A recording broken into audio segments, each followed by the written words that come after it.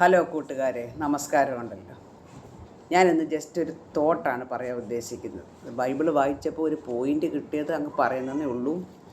വിശുദ്ധ യോഹന്നാൻ്റെ സുവിശേഷം 8-ാം അധ്യായം 3 തൊട്ട് 11 വരെയുള്ള വാക്യങ്ങൾ നമുക്കൊക്കെ അറിയാവുന്ന കഥയാണ്. ഒരു പാപിനിയായ സ്ത്രീയെ യേശുവിൻ്റെ മുന്നിൽ ഈ ശാസ്ത്രിമാരും പരീശന്മാരും പിടിച്ചുകൊണ്ട് വന്നത്. അത് 3-ാമത്തെ വാക്യം തൊട്ട് പറയുന്നത്, പാപിനിയായ ഒരു സ്ത്രീയെ ശാസ്ത്രിമാരും പരീശന്മാരും കൂടെ വ്യഭിചാര കുറ്റത്തിന് പിടിച്ചിട്ട് യേശുവിൻ്റെ അടുക്ക കൊണ്ടുവന്നു. അവിടെ നിർത്തി. അതിനകത്ത് പ്രത്യേകം പറയുന്നുണ്ട്, അവളെ നടുക്ക് നിർത്തി എന്ന് പറഞ്ഞാൽ അവളെ വട്ടത്ത് നിർത്തി, ബാക്കി എല്ലാവരും അവളെ നടുക്ക് നിർത്തി, ബാക്കി എല്ലാവരും വട്ടത്ത് നിർത്തില്ല. അങ്ങനെ പറയാം. അതിൻ്റെ നമ്മൾ മനസ്സിലാക്കുന്ന പോയിൻ്റ്, അവൾ മാത്രം കുറ്റക്കാരി. ഈ വട്ടത്ത് നിൽക്കുന്ന ആൾക്കാരെല്ലാം പെർഫെക്റ്റാണ്, അവരൊന്നും കുറ്റം ചെയ്തിട്ടില്ല. സ്ത്രീ മാത്രമേ കുറ്റം ചെയ്തിട്ടുള്ളൂ.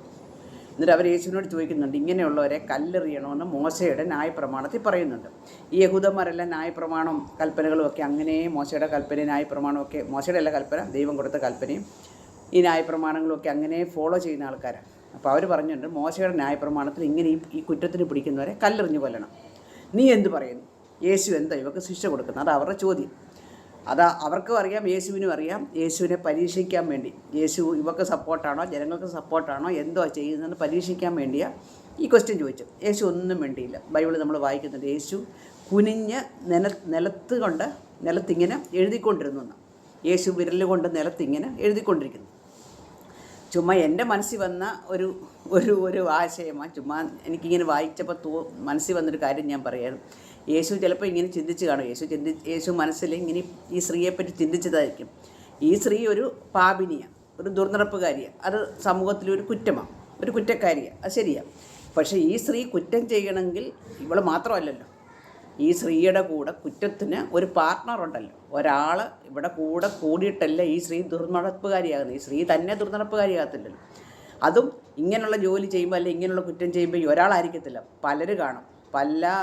പല ആൾക്കാരും ഇവിടെ കൂടെ ചേർന്ന് കുറ്റം ചെയ്തിട്ടുണ്ട്. അപ്പോൾ ഇവൾ മാത്രമല്ല കുറ്റക്കാരി. അപ്പോൾ ഈ കൊണ്ടുവന്നതിൽ ചിലപ്പോൾ ഒരു 50% മേലെ ഇവിടെ കൂടെയുള്ള കുറ്റം ചെയ്തു വരാം. അവരെല്ലാം പെർഫെക്റ്റായിട്ട് നിൽപ്പുണ്ട്, അവരെല്ലാം കുറ്റക്കാരല്ല. ഈ സ്ത്രീ മാത്രം കുറ്റക്കാരിയാണ്. അപ്പോൾ യേശു ഇങ്ങനെ വിരലുകൊണ്ട് നിലത്ത് എഴുതിയിട്ട് ഇവരോട് ചോദിച്ചു. ഇവരൊക്കെ ഇപ്പോൾ ഇങ്ങനെ ചിലപ്പോൾ കല്ലുമൊക്കെ പിടിച്ചുകൊണ്ട് ഇങ്ങനെ റെഡിയായിട്ട് നിൽക്കുകയായിരിക്കും എറിയാൻ. ആദ്യത്തെ കല്ല് ഞാൻ എറിയുമെന്ന് പറഞ്ഞ് ഇങ്ങനെ പിടിച്ചുകൊണ്ട് നിൽക്കുകയായിരിക്കും.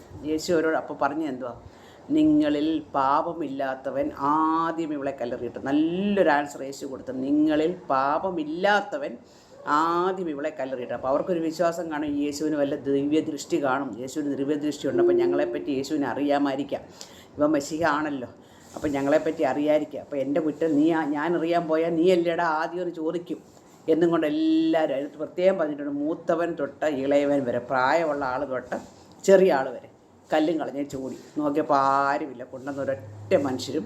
അതിനകത്ത് എല്ലാവരും പാപം ചെയ്തവരായിരിക്കത്തില്ല, മേ ബി ഓർമ്മയോട്ട് നമുക്കറിയത്തില്ല. പക്ഷെങ്കിൽ അതിനകത്ത് ആൾക്കാരെല്ലാം കല്ലും കളഞ്ഞ് ചോടി. യേശു നോക്കിയപ്പോൾ ഈ സ്ത്രീ മാത്രമുണ്ട്, നിന്നവരെല്ലാം പോയി. അപ്പോൾ യേശു സ്ത്രീയോട് പറഞ്ഞു, പോവാ, നീ ഇനിയും പാപം ചെയ്യരുതെന്ന് പറഞ്ഞ് വിട്ടു. ഞാൻ ഈ കഥ പറയുന്നതിൻ്റെ കാരണം, നമ്മളിങ്ങനെ എല്ലാവരെയും ഓരോരുത്തരെ കുറ്റം പറയും.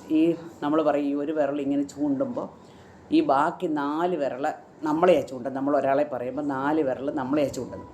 അപ്പോൾ നമ്മൾ ഈ സമൂഹത്തിലെ സ്ത്രീയെ പിടിച്ചമാതിരി നമ്മളും അതിനകത്ത് പാപിയാണ്, നമ്മളും അതിനകത്ത് ഇൻവോൾവ് ആയിട്ടുണ്ട്. പക്ഷേ നമ്മുടെ കുറ്റം മറച്ചു വെച്ചിട്ട് അവരെ മാത്രമാണ് കുറ്റം വിധിക്കുന്നത്. ജസ്റ്റ് അത് വായിച്ചപ്പോൾ മനസ്സിൽ വന്നൊരു തോട്ട് ഷെയർ ചെയ്യുന്നതേ ഉള്ളൂ.